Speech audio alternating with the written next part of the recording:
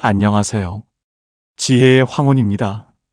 세월이 주는 깊은 깨달음, 함께 나누며 걸어가겠습니다.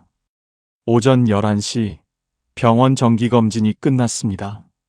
의사 선생님이 조심스럽게 말씀하셨습니다. 수치는 애매합니다. 오늘은 그냥 가시고 결과는 보호자랑 상의하시는 게 좋겠습니다. 보호자. 그 말에 가슴이 덜컥 내려앉았습니다. 병원 로비 의자에 앉아 휴대폰을 꺼냈습니다. 최근 통화 기록을 천천히 내려보았습니다. 은행, 병원 예약 확인, 동네 슈퍼, 친구 김 여사님. 계속 내렸습니다. 딸 이름은 보이지 않았습니다. 아들 이름도 없었습니다. 마지막으로 딸과 통화한 게 언제였을까? 한참을 올려봤습니다. 사흘 전이었습니다. 그것도 제가 먼저 건 전화였습니다. 딸의 이름 위에 손가락을 올렸습니다. 전화 버튼을 누르려다 손을 멈췄습니다. 지난번에 전화했을 때가 떠올랐습니다. 엄마, 왜 이렇게 자주 전화해? 나 바쁠 땐 좀 눈치 봐. 딸아이가 짜증 섞인 목소리로 말했던 그 순간이 생생했습니다. 결국 휴대폰을 가방에 다시 넣었습니다. 병원 앞에서 택시를 잡아 타고 혼자 집으로 돌아왔습니다. 택시 안에서 창밖을 보면서 생각했습니다. 지금 내가 가장 무서운 건 검사 결과가 아니었습니다. 연락할 사람이 없다는 사실이었습니다. 집에 도착해서 문을 열고 들어왔습니다. 텅 빈 거실에 불을 켰습니다. 소파에 앉아 천장을 바라봤습니다. 그날 밤 한참을 천장을 바라보며 생각했습니다. 제가 먼저 연락하지 않으면 아무 일도 일어나지 않는 이 관계, 이걸 가족이라고 부를 수 있을까요? 오늘 주제가 마음에 드신다면 구독과 좋아요 눌러주세요. 여러분의 마음에 작은 위로가 되는 따뜻한 이야기로 찾아뵙겠습니다. 혹시라도 이 이야기를 들으면서 누군가 얼굴이 떠올랐다면 댓글에 이름 대신 나도라고만 남겨주셔도 됩니다. 잠시만 끝까지 함께 들어주세요. 오늘 이야기는 72세 박 여사님의 경험입니다. 그날 이후 박 여사님은 지난 몇 년의 관계를 다시 떠올리게 됩니다. 생각해보면 병원 그날만 그랬던 게 아니었습니다. 박 여사님은 천천히 기억을 더듬어 봤습니다. 지난 1년을 돌이켜보니 패턴이 보였습니다. 작년 7월 여름 감기로 사흘 동안 누워 계셨을 때 딸에게 문자를 보냈습니다. 요즘 몸이 안 좋아. 병원 다녀올까 생각 중이야. 답장은 이틀 후에 왔습니다. 엄마 괜찮아. 푹 쉬어. 그리고 다시 조용했습니다. 전화 한 통 없었습니다. 9월 박 여사님 생신이었습니다. 아침부터 휴대폰을 들여다봤습니다. 10시, 11시, 정오가 지나도 전화벨 소리는 들리지 않았습니다. 오후 3시쯤 되어서야 문자가 왔습니다. 엄마 생신 축하해요. 건강하세요. 짧은 문자 한 줄이었습니다. 목소리는 끝내 들을 수 없었습니다. 10월 명절도 그 뒤 2달도 비슷했습니다. 박 여사님이 먼저 전화하지 않으면 수화기는 울리지 않았습니다. 하지만 이상한 일도 있었습니다. 11월 어느 날 저녁 딸에게서 갑자기 전화가 왔습니다. 박 여사님은 깜짝 놀랐습니다. 먼저 전화가 온 게 몇 달 만이었을까요? 가슴이 뛰었습니다. 전화를 받았습니다. 엄마, 다음 주 화요일에 시간 돼. 딸의 첫 마디였습니다. 안부도 없었습니다. 바로 본론이었습니다. 애 유치원 휴원이라 맡길 데가 없어서 하루만 봐줄 수 있어. 박 여사님은 그때 깨달았습니다. 아, 필요할 때만 연락하는구나. 아플 때는 조용하고, 생일에도 조용하고, 명절에도 조용하다가 손주 봐달라는 부탁이 있을 때만 전화가 오는구나. 12월 또 전화가 왔습니다. 이번엔 아들이었습니다. 엄마, 다음 달에 이사하는데 짐 좀 정리해 줄 수 있어. 역시 안부는 없었습니다. 박 여사님은 메모장에 적어보기 시작했습니다. 지난 1년 동안 자녀들이 먼저 연락한 날짜들. 7월 없음, 8월 없음, 9월 생일 문자 한 통, 10월 없음, 11월 손주 봐달라는 전화, 12월 이사 도와달라는 전화. 메모를 보니 명확했습니다. 1년에 자녀가 먼저 연락한 건 3번, 그것도 전부 부탁이 있을 때였습니다. 반대로 박 여사님이 먼저 연락한 날들도 세어봤습니다. 일주일에 2번씩은 전화했습니다. 문자는 거의 매일 보냈습니다. 답장은 오거나 말거나 했습니다. 이 영상 보시는 분들 중에도 비슷한 경험 있으실 겁니다. 부탁할 때만 전화 오는 집, 안부는 궁금해하지 않지만 도움은 필요할 때만 찾는 자식들. 그런 순간이 한두 번이면 그러려니 합니다. 하지만 그게 1년 내내 반복되면 알게 됩니다. 이건 우연이 아니라 패턴이구나. 더 무서운 건 이 패턴이 언제부터 시작됐는지조차 기억나지 않는다는 겁니다. 어느새 당연해진 겁니다. 내가 먼저 연락하는 게, 자식들은 필요할 때만 연락하는 게, 그렇게 관계가 굳어진 겁니다. 그래서 박 여사님은 딱 일주일만 실험해 보기로 했습니다. 내가 먼저 연락하지 않으면 이 집은 얼마나 조용해지는지. 그날 밤 박 여사님은 휴대폰을 뒤집어 놓고 잠자리에 들었습니다. 진짜 실험은 그때부터였습니다.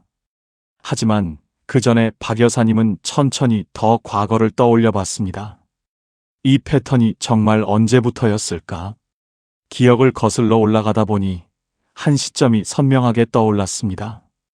2년 전 딸의 출산이었습니다. 딸이 임신했다는 소식을 들었을 때 박 여사님은 정말 기뻤습니다. 첫 손주였습니다. 출산 예정일이 다가오자 딸에게서 조심스럽게 전화가 왔습니다. 엄마, 출산하고 나면 산후조리 좀 도와줄 수 있어? 병원에서 2주일 있다가 집으로 오는데 엄마가 와주면 좋겠어. 박 여사님은 망설임 없이 대답했습니다. 그럼 당연하지. 엄마가 다 해줄게. 딸이 출산한 다음 날, 박 여사님은 큰 가방을 꾸렸습니다. 옷가지, 세면도구, 상비약. 석 달은 있을 생각으로 짐을 쌌습니다. 딸의 집 열쇠를 받아 먼저 들어가 청소를 했습니다. 냉장고를 채웠습니다. 아기 옷을 빨아서 개어놓았습니다. 2주일 후 딸과 사위가 아기를 안고 집에 왔습니다. 박 여사님의 진짜 석 달이 시작됐습니다. 새벽 2시, 4시, 6시. 아기가 울 때마다 일어났습니다. 딸이 수유하는 동안 옆에서 베개를 받쳐주고 물을 떠다 줬습니다. 수유가 끝나면 아기를 받아서 트림을 시키고 재웠습니다. 딸은 다시 잠들었고 박 여사님은 아기를 안고 거실을 오가며 토닥였습니다. 아침 7시가 되면 미역국을 끓였습니다. 딸이 일어나기 전에 밥상을 차렸습니다. 설거지를 하고 빨래를 돌리고 기저귀를 삶았습니다.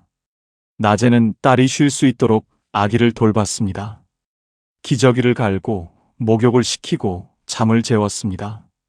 사위가 퇴근하면 저녁을 차려냈습니다. 그러다 보니 박 여사님 자신의 일정은 다 미뤄졌습니다. 한 달에 한 번 가던 병원 정기검진 미뤘습니다. 허리가 아파서 물리치료 받으려던 것 미뤘습니다. 친구들 만나는 모임 다 취소했습니다. 오로지 딸과 손주만 생각했습니다. 한 달이 지났습니다. 딸은 말했습니다. 엄마, 좀 더 있어줄 수 있어? 아직은 엄마 없으면 안 될 것 같아. 박 여사님은 그럼 당연하지 라고 대답했습니다. 2달이 지났습니다. 사위가 조심스럽게 말했습니다. 어머님 덕분에 정말 큰 도움이 됩니다. 조금만 더 계셔주시면 안 될까요? 박 여사님은 고개를 끄덕였습니다. 석 달째가 됐습니다. 박 여사님의 허리는 더 이상 참기 어려울 정도로 아팠습니다. 밤에 누워도 잠이 오지 않았습니다. 무릎도 붓기 시작했습니다. 계단을 오르내릴 때마다 통증이 왔습니다. 하지만 말하지 않았습니다.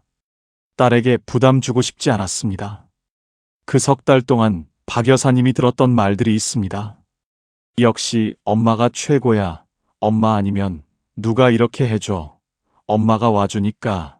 우리가 사는 것 같아. 정말 고마워. 엄마, 그 말들이 박 여사님에게는 큰 힘이 됐습니다. 아, 내가 필요한 사람이구나. 딸에게 도움이 되고 있구나. 석 달이 지나고 박 여사님은 집으로 돌아왔습니다. 자기 집 문을 열고 들어섰을 때 이상하게 낯설었습니다. 석 달 만에 돌아온 내 집이 마치 남의 집 같았습니다. 소파에 앉아 쉬려고 하는데 몸이 말을 듣지 않았습니다. 석 달 동안 쌓인 피로가 한꺼번에 밀려왔습니다. 그날 밤 딸에게서 문자가 왔습니다. 엄마 집에 잘 들어갔어. 석 달 동안 정말 고마웠어. 푹 쉬어. 박 여사님은 문자를 보고 미소를 지었습니다. 그래, 고생했으니 이제 좀 쉬어야지. 하지만 이상한 일이 생기기 시작했습니다. 다음 날 딸에게서 연락이 없었습니다. 그럴 수 있지. 바쁘겠지. 사흘이 지났습니다. 여전히 연락이 없었습니다. 박 여사님이 먼저 전화를 걸었습니다. 딸은 받았습니다. 아, 엄마 잘 지내. 나 좀 바빠. 나중에 다시 전화할게. 그리고 끊었습니다. 나중에 전화는 오지 않았습니다. 일주일이 지났습니다. 박 여사님이 다시 전화를 걸었습니다. 애기 잘 지내. 딸의 대답은 짧았습니다. 응, 잘 지내. 엄마도 잘 지내. 통화는 1분도 안 돼서 끝났습니다. 석 달 동안 매일같이 함께 있었는데 갑자기 남처럼 느껴졌습니다. 한 달이 지났습니다. 박 여사님이 먼저 전화하지 않으면 딸에게서 연락이 오지 않았습니다. 2달이 지났습니다. 일주일에 한 번 통화하던 게 2주일에 한 번으로 줄었습니다. 석 달이 지나자 한 달에 한 번도 연락이 없었습니다. 박 여사님은 혼란스러웠습니다. 석 달 동안 그렇게 가까웠는데, 매일 함께 있었는데, 왜 이렇게 됐을까? 혹시 내가 뭘 잘못했나? 산후조리 중에 서운한 일이 있었나? 밤마다 생각했지만 떠오르는 게 없었습니다. 그러다 1년 후 딸에게서 전화가 왔습니다. 박 여사님은 너무 반가웠습니다. 1년 만에 딸이 먼저 전화를 한 겁니다. 서둘러 전화를 받았습니다. 여보세요, 딸아. 딸의 목소리가 들렸습니다.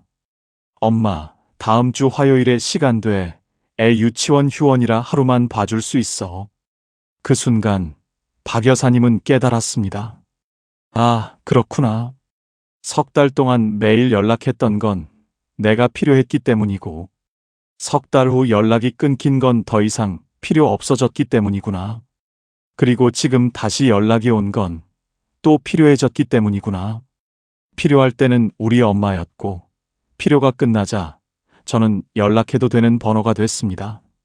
사람이 아니라 호출 버튼처럼요. 박 여사님은 궁금했습니다. 도대체 왜 이렇게 됐을까? 석 달 동안 그렇게 가까웠는데 왜 필요가 끝나자 연락도 끊긴 걸까? 알고 보니 이건 박 여사님만의 문제가 아니었습니다. 심리학에서는 이런 걸 습관화라고 부릅니다. 부모가 항상 먼저 연락하고 항상 응답하면 자녀는 그걸 당연하게 여기게 됩니다. 마치 공기처럼요. 가족 상담 현장에서 반복되는 패턴이 있습니다. 부모가 먼저 연락하는 빈도가 높을수록 자녀가 먼저 연락하는 빈도는 반대로 낮아집니다. 그리고 자녀는 부모를 호출 가능한 자원으로 인식하게 됩니다. 호출 가능한 자원. 이 말이 박 여사님의 가슴에 비수처럼 박혔습니다. 아, 나는 딸에게 사람이 아니라 필요할 때 쓰는 도구가 된 거구나. 왜 그럴까요? 자녀의 머릿속에 부모의 역할이 고정되기 때문입니다. 부모는 항상 기다리는 사람. 부모는 언제든 응답하는 사람. 이런 역할이 굳어지면 자녀는 부모를 능동적으로 찾을 필요를 느끼지 못합니다. 박 여사님이 딱 그랬습니다. 석 달 동안 딸이 필요로 할 때마다 응답했습니다. 새벽에 아기가 울면 일어났습니다. 미역국이 필요하면 끓였습니다. 모든 요청에 응답했습니다. 그러자 딸의 머릿속에 이런 인식이 만들어졌습니다. 엄마는 내가 부르면 온다. 엄마는 항상 거기 있다. 그게 습관이 됐습니다. 계속 응답하는 부모는 점점 기다려지지 않는 존재가 됩니다. 독일 철학자 쇼펜하우어는 이렇게 말했습니다. 사람은 자신이 얻기 쉬운 것은 소중히 여기지 않는다. 박 여사님은 이 말이 뼈저리게 와닿았습니다. 내가 너무 쉽게 줬구나. 딸이 부르면 바로 달려갔구나. 그래서 딸이 나를 쉽게 여기게 된 거구나. 하지만 동시에 이런 생각도 들었습니다. 그렇다고 딸을 미워할 수는 없어. 딸이 나쁜 게 아니야. 딸도 모르고 있는 거야. 그냥 습관이 된 거지. 실제로 많은 자녀들이 이 패턴을 의식하지 못합니다. 가족 상담사들이 자주 듣는 말이 있습니다. 엄마는 늘 괜찮은 줄 알았어요. 엄마가 외로워할 거라곤 생각 못 했어요. 아기가 없습니다. 그냥 모릅니다. 부모가 항상 응답해 왔으니까 부모는 늘 그럴 거라고 생각합니다. 박 여사님은 깨달았습니다. 이 패턴을 바꾸려면 먼저 제가 바뀌어야 한다는 걸. 계속 똑같이 행동하면 관계는 절대 안 바뀝니다. 그날 밤 박 여사님은 오랫동안 잠을 이루지 못했습니다. 딸의 어릴 적 모습이 떠올랐습니다. 초등학교 1학년 때 손을 꼭 잡고 등교하던 모습, 중학교 때 시험 걱정에 울던 모습, 대학 입학하던 날 기뻐하던 모습. 그 모든 순간 박 여사님은 딸 곁에 있었습니다. 그런데 지금은 어떻습니까? 제가 아파도 외로워도 딸은 제 곁에 없습니다. 눈물이 났습니다. 하지만 눈물을 닦으며 생각했습니다. 이제는 바꿔야 한다. 내가 먼저 연락하는 걸 멈춰야 한다. 그래야 딸이 알게 된다. 아, 엄마도 연락이 필요한 사람이구나. 박 여사님은 결심했습니다. 오늘부터 딱 일주일 먼저 전화하지 않기로. 그게 무슨 일이든. 하지만 결심하고 나니 또 다른 생각이 들었습니다.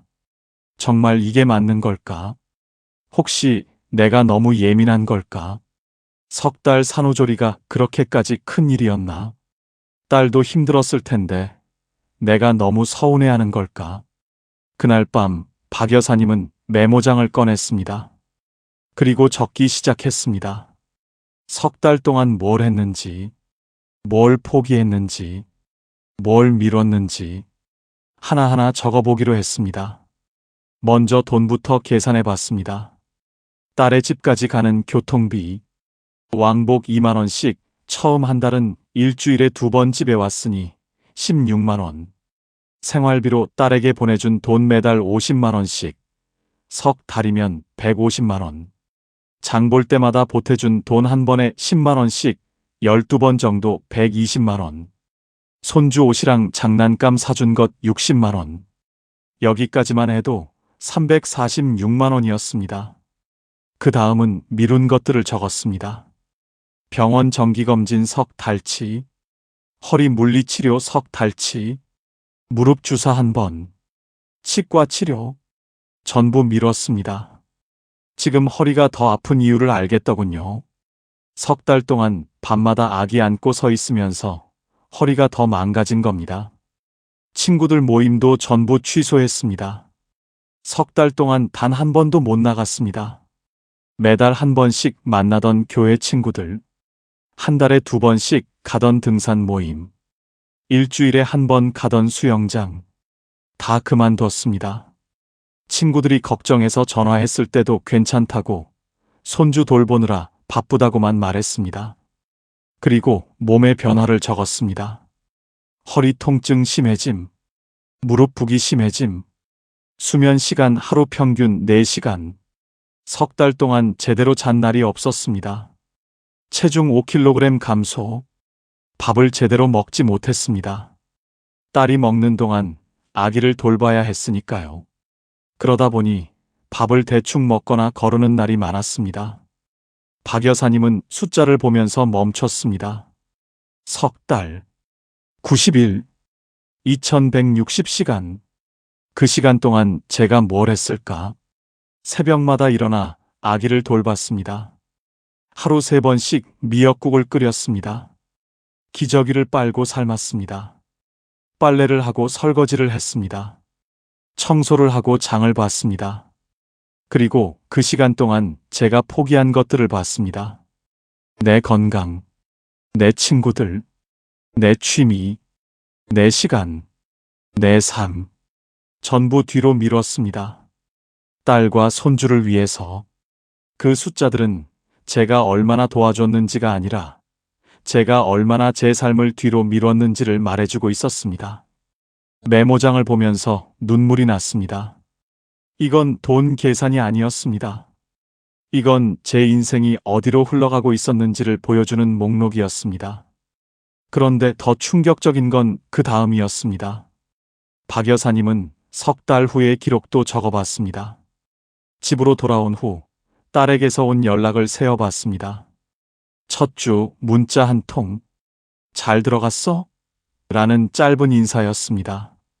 그 다음 주 아무 일도 없었습니다. 그 다음 주도 마찬가지였습니다. 결국 참다 못해 박 여사님이 먼저 전화를 걸었습니다. 그 후로는 늘 그랬습니다. 전화는 항상 박 여사님 쪽에서 시작됐고 반대쪽에서는 한동안 아무 소식이 없었습니다. 박 여사님은 펜을 내려놓고 메모를 다시 바라봤습니다. 매일 얼굴을 마주하던 시간은 분명 있었는데 그 시간이 끝나자 연락도 함께 사라졌다는 사실이 이상하리만큼 또렷했습니다. 이게 맞는 걸까? 그렇게 함께 지낸 시간이 이렇게 아무 일 없었다는 듯 지워질 수 있는 걸까? 박 여사님은 그제야 명확히 보였습니다. 제가 필요할 때는 매일 연락했고 제가 필요 없어지자 석 달 동안 연락이 없었습니다. 숫자가 거짓말을 하지 않았습니다. 이건 감정의 문제가 아니었습니다. 이건 관계의 구조가 보여주는 증거였습니다. 박 여사님은 메모장을 덮었습니다. 더 이상 적을 필요가 없었습니다. 이미 충분히 보였으니까요. 제가 얼마나 많이 줬는지, 그리고 그게 얼마나 당연하게 여겨졌는지, 그리고 필요가 끝나자 제가 얼마나 빠르게 잊혔는지, 이제 확실해졌습니다. 제가 먼저 연락하는 걸 멈춰야 한다는 것, 이 패턴을 깨야 한다는 것, 그게 제 존엄을 지키는 유일한 방법이라는 것을요. 그런데 박 여사님을 정말 무섭게 만든 건 따로 있었습니다. 바로 병원에서 돌아온 그날의 기억이었습니다. 산후조리 때를 다시 떠올려 봤습니다. 그때 딸은 매일 연락했습니다. 엄마 오늘 몇 시에 와? 엄마 이거 어떻게 해? 엄마 내일도 올 거지? 하루에도 몇 번씩 전화가 왔습니다. 아침에 일어나자마자 점심 먹고 나서 저녁에 또 연락이 끊이지 않았습니다. 왜였을까요? 딸에게 박 여사님이 필요했기 때문입니다. 아기를 돌봐줄 사람, 밥을 해줄 사람, 집안일을 해줄 사람, 도움을 줄 사람. 그때 박 여사님은 딸에게 꼭 필요한 존재였습니다. 그런데 병원에서 돌아온 그날은 어땠습니까? 의사가 보호자와 상의하라고 했을 때, 박 여사님이 딸에게 필요한 상황이었을 때, 전화가 없었습니다. 문자도 없었습니다. 안부도 없었습니다. 박 여사님은 그제야 무서운 진실을 깨달았습니다.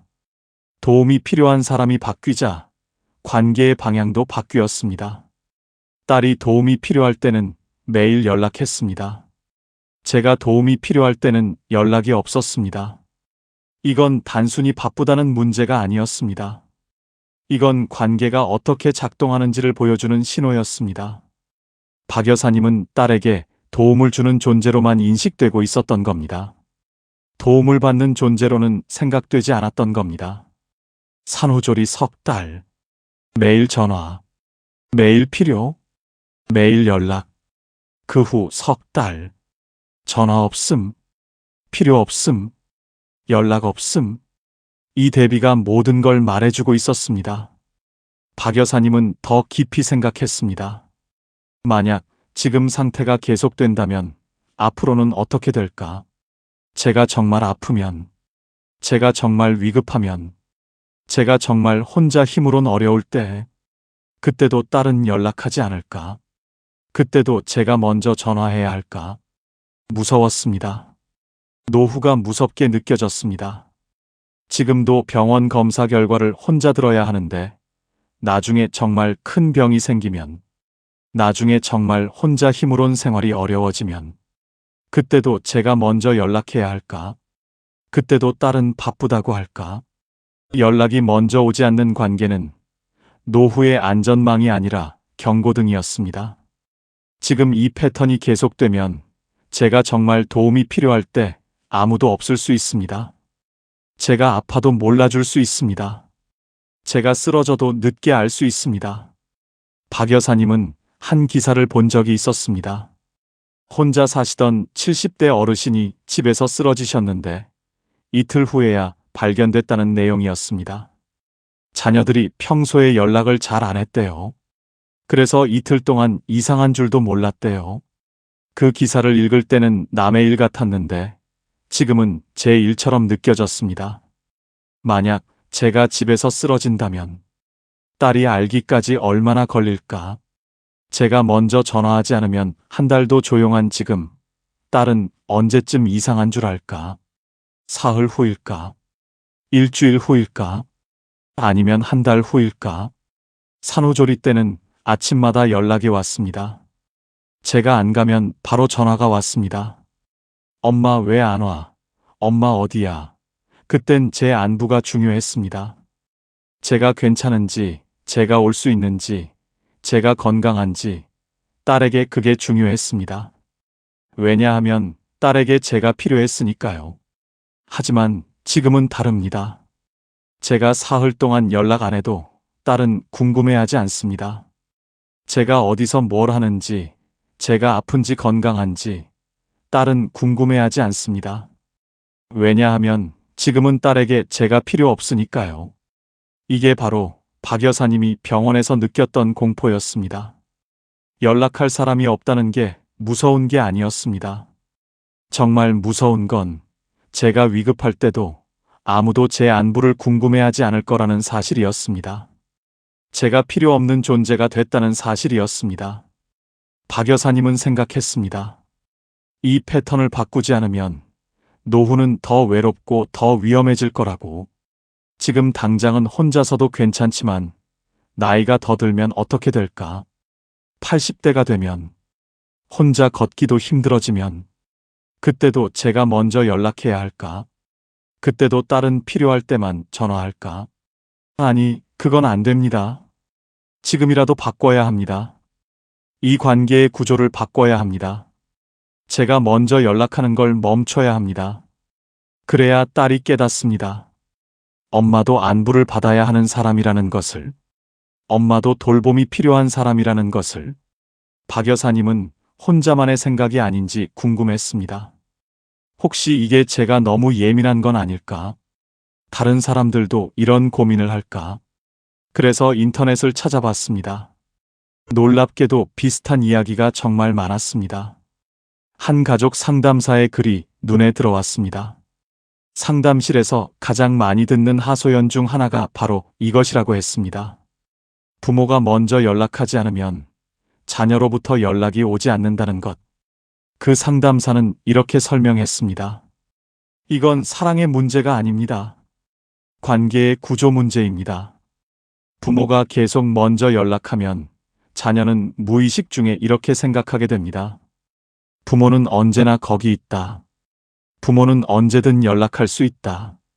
그러면 자녀는 부모에게 먼저 연락해야 한다는 필요성을 느끼지 못합니다. 박 여사님은 이 말에 고개를 끄덕였습니다. 맞아, 딸도 그랬을 거야. 엄마는 언제든 전화하면 되니까 굳이 먼저 전화할 필요가 없다고 생각했을 거야. 상담사는 계속 말했습니다. 더 심각한 건 이겁니다. 부모가 먼저 연락하는 패턴이 오래 지속되면 자녀는 부모의 필요를 생각하지 않게 됩니다. 부모도 외로울 수 있다는 것, 부모도 안부가 궁금할 수 있다는 것, 부모도 관심이 필요하다는 것을 잊어버립니다. 한 사례가 소개됐습니다. 68세 어머니가 상담실을 찾아왔습니다. 아들이 결혼한 후 연락이 끊겼다고 했습니다. 어머니가 먼저 전화하지 않으면 한 달도 조용했습니다. 그런데 손주 돌봄이 필요할 때만 연락이 왔습니다. 상담사가 물었습니다. 그동안 어떻게 하셨어요? 어머니가 대답했습니다. 저는 항상 먼저 전화했어요. 아들이 바쁠까봐, 아들이 힘들까봐 제가 알아서 연락했죠. 아들한테 부담 주고 싶지 않았어요. 상담사는 말했습니다. 그게 문제였습니다. 어머니가 너무 잘해주셨던 게 문제였어요. 아들은 어머니가 외롭다는 걸 몰랐을 겁니다. 어머니가 항상 먼저 연락하니까 어머니는 외롭지 않은 줄 알았을 거예요. 박 여사님은 화면을 보며 눈물이 났습니다. 그래, 나도 딱 그랬어. 딸에게 부담 주기 싫어서 내가 먼저 다 해줬어. 그게 딸을 위한 거라고 생각했어. 또 다른 사례도 있었습니다. 70세 아버지의 이야기였습니다. 딸이 출산 후 산후조리를 도와드렸습니다. 석 달 동안 함께 있었습니다. 하지만 석 달 후 딸은 바로 연락을 끊었습니다. 아버지가 아파도 생신이 되어도 명절이 와도 연락이 없었습니다. 아버지는 이렇게 말했습니다. 필요할 때는 매일 전화했는데 필요 없어지니까 석 달 동안 전화가 한 통도 없더라고요. 저는 도구였던 거죠. 쓸 때만 쓰고 버리는. 상담사는 이렇게 조언했습니다. 이제라도 패턴을 바꾸셔야 합니다. 먼저 연락하는 걸 멈추세요. 그래야 자녀가 깨닫습니다. 부모도 관심이 필요한 사람이라는 것을. 하지만 많은 부모들이 물었습니다. 그럼 연락을 완전히 끊으라는 말인가요? 자식과 관계를 끊으라는 건가요? 상담사는 고개를 저었습니다. 아닙니다. 연락을 끊으라는 게 아닙니다. 먼저 연락하지 않는다는 겁니다. 자녀가 연락하면 받으세요. 자녀가 부탁하면 들어주세요. 하지만 부모가 먼저 연락하는 건 멈추세요. 그게 관계의 균형을 되찾는 방법입니다. 연락은 마음이 아니라 관계의 구조를 드러냅니다. 이 문장이 박 여사님의 마음에 깊이 새겨졌습니다. 연락이 일방적이면 관계도 일방적입니다. 연락이 쌍방향이어야 관계도 건강합니다. 박 여사님은 다른 사례들도 읽어봤습니다. 놀랍게도 거의 비슷한 패턴이었습니다. 산후조리를 도와준 후 연락이 끊긴 어머니, 손주를 돌봐준 후 필요할 때만 연락받는 할머니, 자녀가 힘들 때 도와줬지만 자녀가 괜찮아지자 잊힌 아버지. 공통점이 있었습니다. 모두 부모가 너무 잘해줬습니다. 모두 부모가 먼저 움직였습니다. 모두 부모가 자녀에게 부담 주지 않으려고 했습니다. 그리고 결과도 똑같았습니다. 자녀는 부모를 당연하게 여기게 됐습니다. 한 심리학자의 말이 인상적이었습니다. 부모-자식 관계에서 가장 위험한 말이 있습니다. 바로 당연하다는 말입니다. 부모가 해주는 게 당연하다. 부모는 괜찮을 거라는 게 당연하다. 부모는 언제나 거기 있을 거라는 게 당연하다. 이 당연함이 관계를 무너뜨립니다. 박 여사님은 화면을 끄고 생각했습니다. 전문가들도 똑같은 말을 하는구나. 이건 제 문제만이 아니구나. 많은 부모들이 겪는 일이구나. 그리고 해결 방법도 명확하구나. 먼저 연락하는 걸 멈추는 것. 하지만 여전히 두려웠습니다. 정말 먼저 연락하지 않아도 될까? 딸이 정말 연락할까? 아니면 그냥 영영 연락이 끊길까? 혹시 딸이 서운해하지 않을까? 엄마가 왜 연락 안 하냐고 화내지 않을까? 상담사의 마지막 말이 떠올랐습니다. 먼저 연락하지 않는다는 건 사랑을 거두는 게 아닙니다. 관계의 균형을 되찾는 겁니다. 부모의 존엄을 지키는 겁니다. 자녀가 부모를 소중히 여기도록 가르치는 겁니다. 박 여사님은 결심을 굳혔습니다. 그래, 해보자. 일주일만이라도 먼저 연락하지 말자. 그리고 지켜보자. 딸이 어떻게 반응하는지. 하지만 결심을 하고 나니 또 다른 걱정이 밀려왔습니다. 혹시 이게 자식과 담을 쌓는 건 아닐까? 혹시 이게 냉정한 엄마가 되는 건 아닐까? 사람들이 듣면 뭐라고 할까?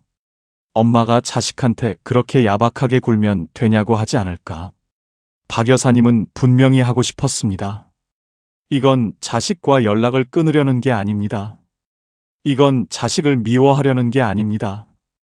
이건 복수도 아니고 벌을 주려는 것도 아닙니다. 그냥 관계의 방향을 바꾸고 싶은 겁니다. 일방통행을 쌍방통행으로 바꾸고 싶은 겁니다. 제가 항상 주기만 하는 관계가 아니라 서로 주고받는 관계로 만들고 싶은 겁니다. 먼저 연락하지 않는다는 건 이런 뜻입니다. 딸이 연락하면 받겠습니다. 딸이 찾으면 만나겠습니다. 딸이 도움을 청하면 도와주겠습니다. 하지만 제가 먼저 연락해서 딸의 안부를 묻지는 않겠습니다. 제가 먼저 나서서 딸의 일정을 확인하지 않겠습니다. 왜냐하면 그렇게 하면 딸은 영원히 배우지 못하기 때문입니다. 엄마도 안부를 받아야 하는 사람이라는 것을, 엄마도 관심이 필요한 사람이라는 것을, 엄마도 외로울 수 있는 사람이라는 것을. 제가 계속 먼저 연락하면 딸은 계속 편하게 살 겁니다. 엄마는 언제든 괜찮을 거라고 생각하면서요. 엄마는 외롭지 않을 거라고 믿으면서요. 그러다 어느 날 제가 정말 위급한 상황이 되면 그때는 이미 늦습니다. 박 여사님은 이것도 사랑이라고 생각했습니다. 딸에게 가르쳐주는 것도 사랑입니다. 관계는 쌍방향이어야 한다는 것을, 부모도 존중받아야 한다는 것을. 이걸 지금 가르쳐주지 않으면 딸은 평생 모르고 살 겁니다. 그리고 언젠가 딸도 부모가 될 겁니다. 딸의 아이가 크면 딸도 지금의 박 여사님처럼 외로워질 수 있습니다. 그때 딸이 깨닫겠죠. 아, 우리 엄마가 그때 이런 마음이었구나. 하지만 그때는 이미 늦을 수 있습니다. 그래서 지금 가르쳐 주는 겁니다. 지금 패턴을 바꾸는 겁니다. 그게 딸을 위한 길이기도 합니다. 딸이 나중에 후회하지 않도록요. 박 여사님은 또 생각했습니다. 만약 제가 먼저 연락하지 않는데도 딸이 계속 연락하지 않는다면 어떻게 될까? 한 달이 지나도, 두 달이 지나도, 석 달이 지나도 조용하다면, 그럼 그것도 답입니다. 슬프지만 명확한 답입니다. 딸에게 엄마는 그 정도의 존재였다는 것, 필요할 때만 찾는 존재였다는 것. 그 사실을 알면 더 이상 기대하지 않게 됩니다. 더 이상 서운해하지 않게 됩니다. 하지만 박 여사님은 희망도 있었습니다. 혹시 딸이 먼저 연락할 수도 있습니다. 엄마 왜 연락 안 해? 하고 궁금해할 수도 있습니다. 그럼 그때 말할 겁니다. 엄마도 내가 먼저 연락하는 게 보고 싶었어. 엄마도 내가 엄마 생각하는 게 느껴지고 싶었어. 이건 싸움이 아닙니다. 이건 대화의 시작입니다. 그동안 못했던 진짜 이야기를 할 수 있는 기회입니다. 엄마도 외롭다는 것. 엄마도 관심이 필요하다는 것. 일방적인 관계는 엄마를 힘들게 한다는 것. 딸이 이해할까요? 모를 수도 있습니다. 처음엔 서운해할 수도 있습니다. 엄마가 왜 그러냐고 화낼 수도 있습니다. 하지만 그래도 괜찮습니다. 그 과정을 거쳐야 관계가 변합니다. 박 여사님은 마지막으로 생각을 정리했습니다. 제가 원하는 건 간단합니다. 딸이 가끔 먼저 전화해서 물어보는 겁니다. 엄마 요즘 어때? 건강은 괜찮아? 외롭지는 않아? 그 한마디면 됩니다. 거창한 걸 바라는 게 아닙니다. 매일 전화하라는 것도 아닙니다. 돈을 달라는 것도 아니고 매일 찾아오라는 것도 아닙니다. 그냥 가끔 딸이 먼저 엄마 생각을 해주는 겁니다. 엄마도 안부가 필요한 사람이라는 걸 기억해 주는 겁니다. 그게 그렇게 어려운 일일까요? 석 달 동안 매일 새벽에 일어나 손주를 돌본 엄마한테 그 정도 관심도 못 줄까요? 일주일에 한 번, 아니 한 달에 한 번이라도 먼저 전화하는 게 그렇게 어려울까요? 박 여사님은 눈물을 닦았습니다. 이제 더 이상 망설이지 않겠습니다. 내일부터 일주일 먼저 연락하지 않겠습니다. 딸이 필요하면 연락할 겁니다. 딸이 엄마가 그리우면 연락할 겁니다. 그걸 기다리겠습니다. 그리고 일주일 후에 보겠습니다. 딸이 연락했는지, 아니면 여전히 조용한지, 그 결과가 뭐든 그게 우리 관계의 진짜 모습일 겁니다. 결심을 한 날 밤이었습니다. 박 여사님은 침대에 누웠지만 잠이 오지 않았습니다. 내일부터 정말 먼저 연락하지 말아야 하는데 막상 생각하니 두려웠습니다. 휴대폰을 들여다봤습니다. 딸과의 마지막 문자 대화가 보였습니다. 일주일 전에 박 여사님이 보낸 거였습니다.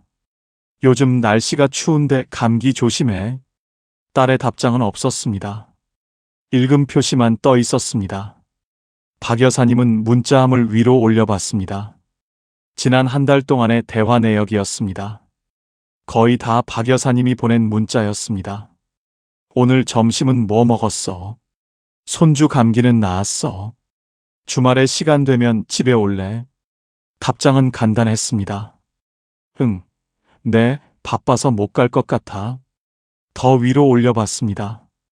2달 전, 석 달 전. 패턴은 똑같았습니다.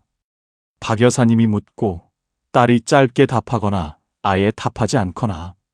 제가 이렇게까지 일방적으로 연락했구나. 숫자로 보니 더 명확했습니다. 휴대폰을 내려놓았습니다. 그리고 생각했습니다. 내일 아침에 일어나면 평소처럼 딸에게 좋은 아침이라고 문자하고 싶을 텐데 참아야 합니다. 점심때가 되면 점심 잘 먹으라고 문자하고 싶을 텐데 참아야 합니다. 저녁에 손주 얼굴이 보고 싶어서 영상통화 신청하고 싶을 텐데 참아야 합니다. 일주일, 7일, 168시간. 그 시간 동안 먼저 연락하지 않기. 생각보다 긴 시간이었습니다. 정말 할 수 있을까? 중간에 포기하지 않을까? 박 여사님은 메모장을 꺼냈습니다. 그리고 적기 시작했습니다. 먼저 연락하고 싶을 때마다 읽을 문장들이었습니다. 첫째, 딸이 나를 필요로 할 때 연락할 것이다. 지금 내가 연락하면 딸은 영원히 배우지 못한다. 둘째, 나도 안부를 받을 자격이 있다. 항상 주기만 하는 관계는 건강하지 않다. 셋째, 이건 딸을 미워해서가 아니다. 관계를 바로 세우기 위해서다. 넷째, 일주일은 짧다. 이 정도는 참을 수 있다. 딸도 나도 죽지 않는다. 다섯째, 만약 딸이 정말 나를 생각한다면 먼저 연락할 것이다. 그게 답이다. 메모를 읽고 또 읽었습니다. 마음을 다잡았습니다. 그래, 할 수 있어. 일주일만 참자. 하지만 또 다른 걱정이 밀려왔습니다. 만약 딸한테 무슨 일이 생기면 어떡하지? 손주가 아프면 어떡하지? 그런데 내가 연락을 안 해서 모르고 있으면 어떡하지? 박 여사님은 스스로에게 말했습니다. 그럴 리 없어. 정말 급한 일이 생기면 딸이 연락할 거야. 지금까지도 딸이 도움이 필요할 때는 연락했잖아. 딸이 연락하면 그때 달려가면 돼. 그리고 다시 생각했습니다. 지금까지 내가 매일 연락했던 건 딸을 위한 게 아니라 사실은 나를 위한 거였을지도 몰라. 딸이 잘 지내는지 확인해야 마음이 놓였던 거야. 딸의 목소리를 들어야 안심이 됐던 거야. 그런데 그게 딸을 위한 걸까? 나를 위한 걸까? 어쩌면 제가 먼저 연락하지 않는 게 딸을 위한 일일 수도 있습니다. 딸도 혼자 잘 지낼 수 있습니다. 딸도 이제 어른입니다. 제가 매일 확인하지 않아도 딸은 잘 살 겁니다. 천장을 바라보며 오래 생각했습니다. 그동안 제가 착각하고 산 건 아닐까? 딸이 나를 필요로 한다고 생각했는데 사실은 내가 딸을 필요로 했던 건 아닐까? 내가 딸에게 필요한 사람이고 싶었던 건 아닐까? 맞습니다. 솔직히 말하면 그랬습니다. 제가 딸에게 연락하는 건 딸을 확인하려는 것도 있었지만 제가 딸에게 잊히지 않으려는 것도 있었습니다. 제가 계속 연락해야 딸이 저를 기억할 거라고 생각했습니다. 하지만 그게 잘못됐습니다. 제가 계속 연락할수록 딸은 저를 당연하게 여겼습니다. 제가 더 애쓸수록 딸은 저를 덜 생각했습니다. 이 역설을 이제야 깨달았습니다. 박 여사님은 휴대폰을 다시 들었습니다. 그리고 알람을 설정했습니다. 내일 아침 8시. 알람 이름은 이렇게 적었습니다. 먼저 연락하지 말 것. 딸이 필요하면 연락할 것. 알람을 저장하고 휴대폰을 뒤집어 놓았습니다. 화면이 보이지 않게요. 그래야 새벽에 일어나서 습관적으로 딸에게 문자하는 걸 막을 수 있을 것 같았습니다. 마지막으로 다짐했습니다. 내일부터 7일 동안 딸에게 먼저 연락하지 않겠습니다. 문자도, 전화도, 영상통화도. 딸이 필요하면 딸이 연락할 겁니다. 그걸 기다리겠습니다. 그리고 7일 후에 확인하겠습니다. 딸이 한 번이라도 저를 생각했는지, 딸이 한 번이라도 제 안부가 궁금했는지, 그게 우리 관계의 진짜 모습일 겁니다. 눈을 감았습니다. 내일부터 시작입니다. 새로운 관계의 시작입니다. 첫째 날 아침이었습니다. 알람이 울렸습니다. 먼저 연락하지 말 것. 박 여사님은 휴대폰을 집어들었다가 다시 내려놓았습니다. 평소 같으면 딸에게 좋은 아침 문자를 보낼 시간이었습니다. 손이 근질거렸습니다. 하지만 참았습니다. 아침 식사를 하면서도 휴대폰이 신경 쓰였습니다. 혹시 딸에게서 연락이 왔을까? 확인해 봤습니다. 아무것도 없었습니다. 그래, 첫날이니까. 아직 딸이 모를 수도 있어. 점심때가 됐습니다. 평소엔 이맘때쯤 딸에게 점심 잘 먹으라고 문자했습니다. 오늘은 참았습니다. 대신 친구에게 전화했습니다. 오랜만에 수다를 떨었습니다. 그래도 마음 한구석이 허전했습니다. 저녁이 됐습니다. 여전히 딸에게서 연락은 없었습니다. 괜찮아, 첫날이야. 딸도 바쁠 거야. 스스로를 달랬습니다. 둘째 날이 지났습니다. 여전히 조용했습니다. 셋째 날도 마찬가지였습니다. 박 여사님은 메모장에 적어둔 문장들을 읽고 또 읽었습니다. 딸이 나를 필요로 할 때 연락할 것이다. 나도 안부를 받을 자격이 있다. 넷째 날, 박 여사님은 힘들었습니다. 손주 얼굴이 너무 보고 싶었습니다. 딸의 목소리가 듣고 싶었습니다. 휴대폰을 들었다가 내려놓기를 여러 번 반복했습니다. 거실을 서성였습니다. TV를 켜도 내용이 들어오지 않았습니다. 그날 저녁, 박 여사님은 울었습니다. 나흘 동안 딸에게서 연락이 한 통도 없다는 게 믿기지 않았습니다. 제가 먼저 연락하지 않으면 딸은 정말 저를 생각하지 않는구나. 제가 없어도 딸은 아무렇지 않게 살고 있구나. 다섯째 날, 박 여사님은 화가 났습니다. 나흘이 지났는데 한 통의 연락도 없다니. 엄마가 걱정되지도 않나? 엄마가 아픈 건 아닌지, 엄마가 무슨 일이 생긴 건 아닌지, 그런 생각도 안 드나. 하지만 동시에 깨달았습니다. 아, 이게 답이구나. 제가 먼저 연락하지 않으면 딸은 정말 저를 찾지 않는구나. 평소에 제가 매일 연락했던 게 딸이 원해서가 아니라 제가 필요해서였구나. 여섯째 날, 박 여사님은 담담해졌습니다. 슬픔을 지나 체념이 왔습니다. 그래, 이게 우리 관계의 진짜 모습이었어. 제가 착각하고 살았던 거야. 딸이 저를 필요로 한다고, 딸이 저를 보고 싶어 한다고. 하지만 진실은 달랐습니다. 딸은 제가 없어도 잘 살았습니다.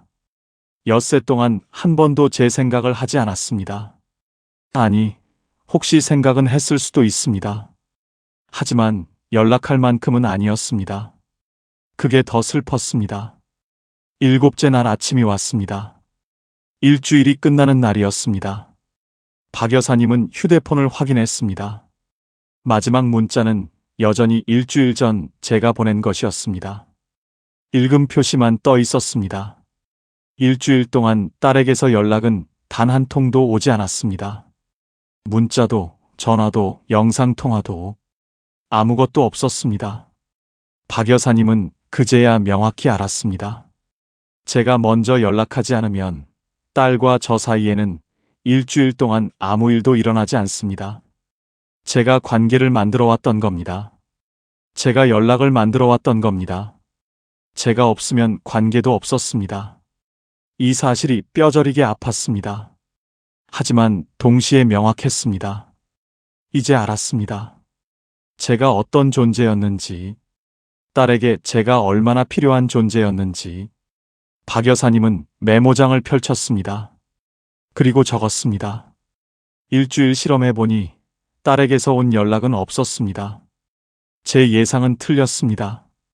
딸이 한 번쯤은 연락할 줄 알았습니다.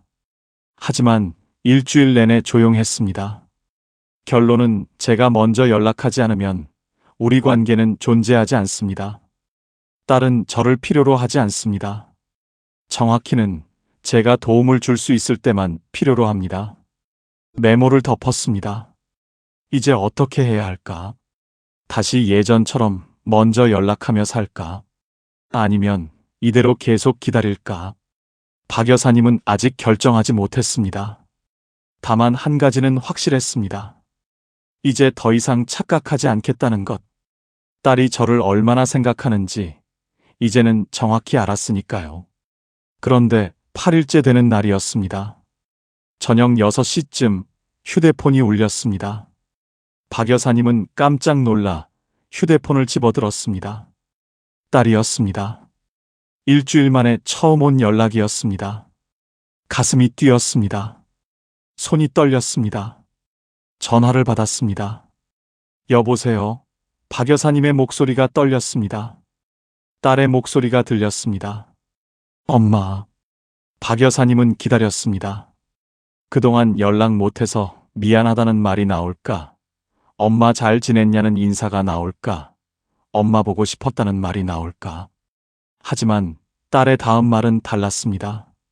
엄마, 다음 주 목요일에 시간 돼 애 병원 데려가야 하는데 시간을 못 내겠어. 하루만 봐줄 수 있어. 박 여사님은 그 순간 모든 게 멈춘 것 같았습니다.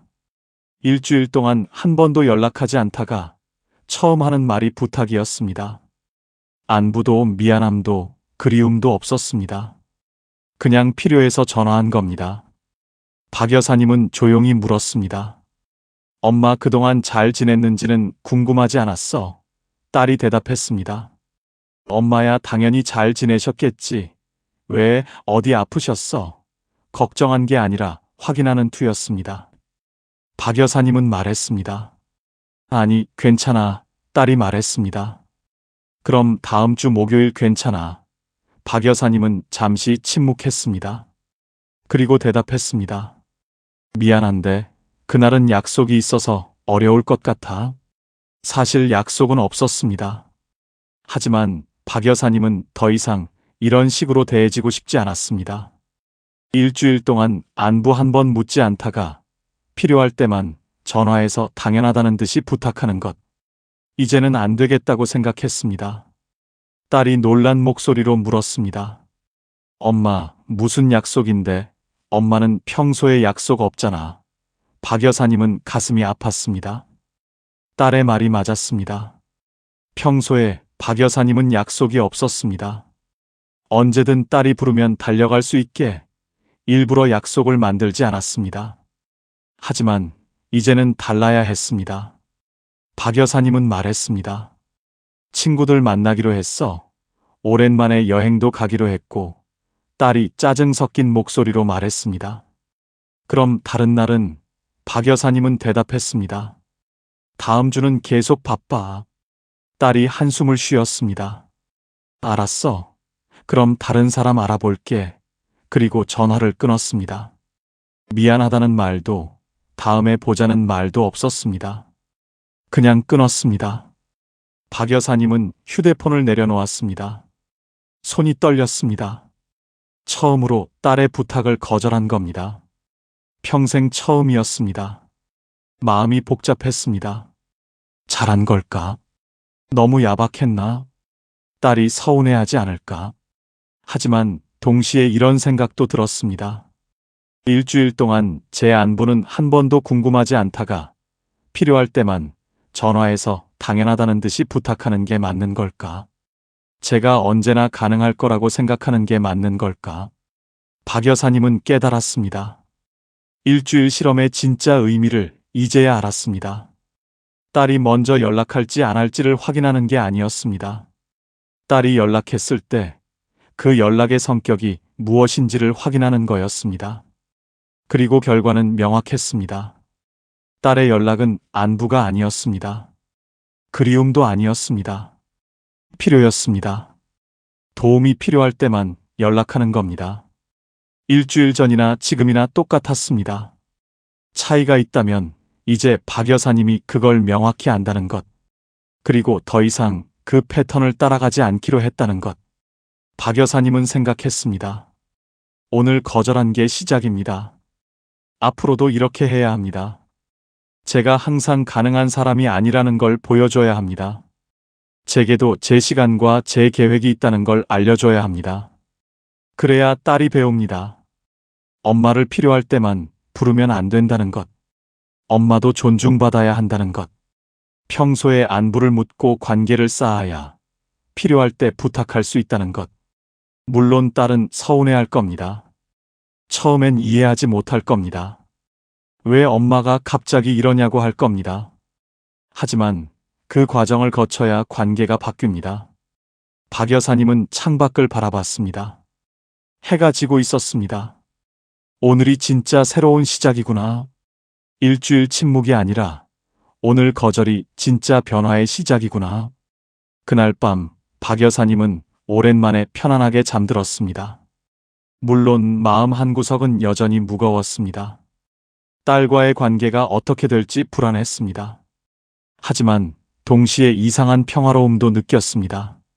더 이상 착각하지 않아도 된다는 것. 더 이상 혼자 애쓰지 않아도 된다는 것. 관계의 진짜 모습을 알았으니 이제는 그에 맞게 행동하면 된다는 것. 그게 박 여사님을 편하게 만들었습니다. 다음 날 아침 박 여사님은 친구에게 전화했습니다. 오랜만에 여행 가자고 했습니다. 친구가 놀라며 물었습니다. 손주 안 봐줘도 돼? 박 여사님은 웃으며 대답했습니다. 내 인생도 살아야지. 이후 박 여사님의 일상이 조금씩 달라지기 시작했습니다. 매일 아침 딸에게 문자하던 습관을 멈췄습니다. 대신 친구들과 약속을 잡았습니다. 미뤄뒀던 취미 생활을 다시 시작했습니다. 혼자서도 충분히 의미 있는 시간을 보낼 수 있다는 걸 깨달았습니다. 딸에게서는 가끔 연락이 왔습니다. 여전히 도움이 필요할 때만이었습니다. 하지만 박 여사님은 이제 선택할 수 있었습니다. 가능하면 돕고 불가능하면 거절하는 것. 더 이상 무조건 달려가지 않았습니다. 처음엔 딸이 서운해했습니다. 엄마가 왜 이러냐고 예전 같지 않다고 했습니다. 하지만 박 여사님은 흔들리지 않았습니다. 조용히 말했습니다. 엄마도 엄마 인생이 있어. 딸은 이해하지 못하는 표정이었습니다.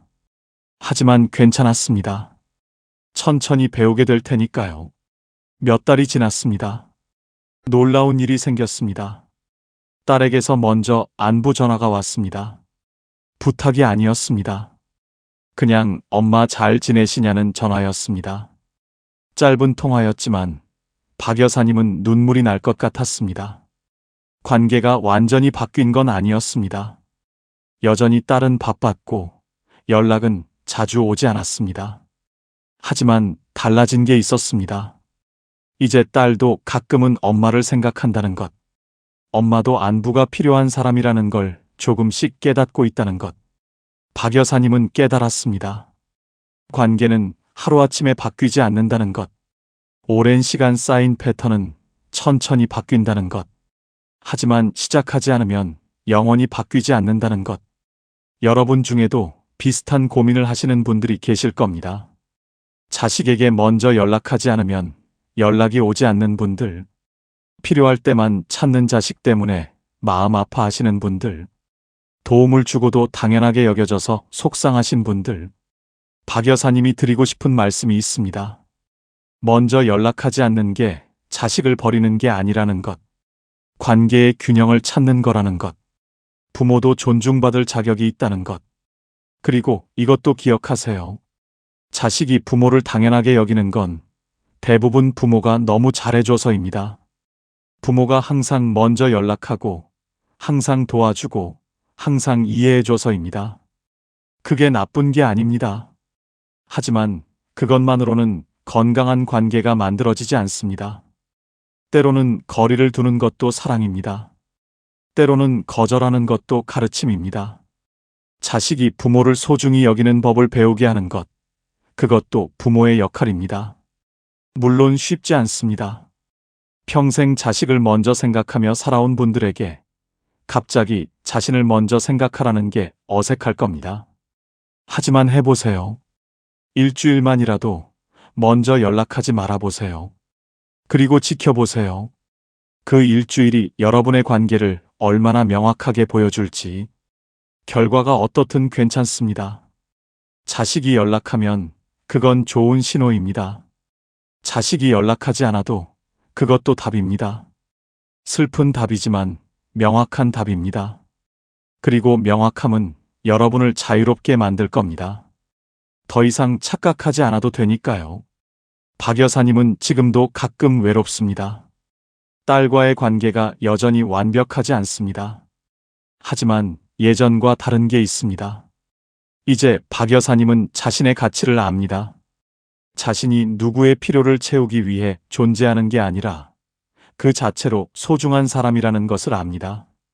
그리고 그 깨달음이 박 여사님을 더 강하게 만들었습니다. 더 이상 자식의 관심에 기대지 않아도 박 여사님은 충분히 의미 있는 삶을 살 수 있습니다.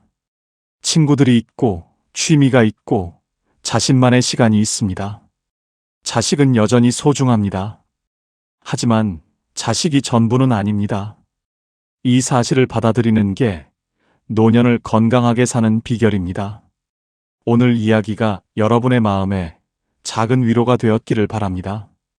비슷한 경험을 하신 분, 지금 고민 중이신 분, 어떤 생각이 드셨는지 댓글로 나눠주세요. 여러분의 이야기가 다른 분들에게 큰 힘이 됩니다. 구독과 좋아요로 함께 해주시고 오늘도 행복한 하루 되세요. 지혜의 황혼이었습니다.